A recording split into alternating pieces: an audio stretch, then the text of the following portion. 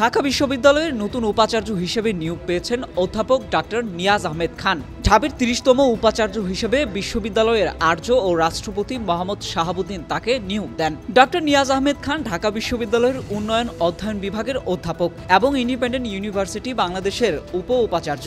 তার জন্ম চট্টগ্রামের ১৯৬৬ সালে। ডক্টর নিয়াজ আহমেদ খান ১৯৮৬ সালে চট্টগ্রাম বিশ্ববিদ্যালয়ের লোক প্রশাসন বিভাগ থেকে ফার্স্ট ক্লাস ফার্স্ট হয়ে স্নাতক এবং ১৯৮৭ সালেও একই বিভাগ থেকে ফার্স্ট ক্লাস ফার্স্ট হয়ে স্নাতকোত্তর সম্পূর্ণ করেছেন।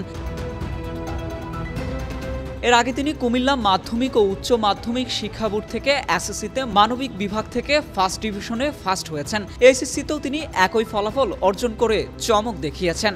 অধ্যাপক doctor Niaz Ahmed Khan national defence college এবং BRAC institute of governance and ডেভেলপমেন্টের senior academic adviser, Bangladesh tropical forest conservation ফাউন্ডেশনের চেয়ারম্যান। তিনি ইউনিভার্সিটি অফ ওয়েলস, সোয়ানসি এবং এশিয়ান ইনস্টিটিউট অফ টেকনোলজিতে উচ্চশিক্ষা ও গবেষণা করেছেন। তার কর্মজীবনে বাংলাদেশ, থাইল্যান্ড এবং যুক্তরাজ্যে অর্জিত একাডেমিক এবং অনুশীলন উন্নয়ন ব্যবস্থাপনার অভিজ্ঞতার একটি সমৃদ্ধ মিশ্রণ প্রতিফলিত হয়।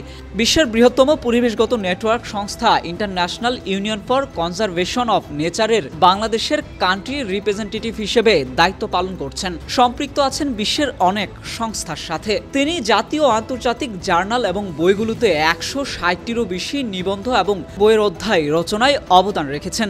নিয়মিতভাবে পরিবেশ ও টেকসই উন্নয়ন সম্পর্কিত উচ্চ প্যানেলযুক্ত সরকার এবং নাগরিক সমাজ কমিটিতে অবদান রাখেন।